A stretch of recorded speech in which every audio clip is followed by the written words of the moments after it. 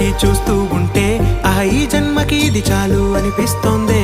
నువ్వు నా కంట పడకుండా నా వెంట పడకుండా ఇన్నాళ్ళెక్కడ ఉన్నావే?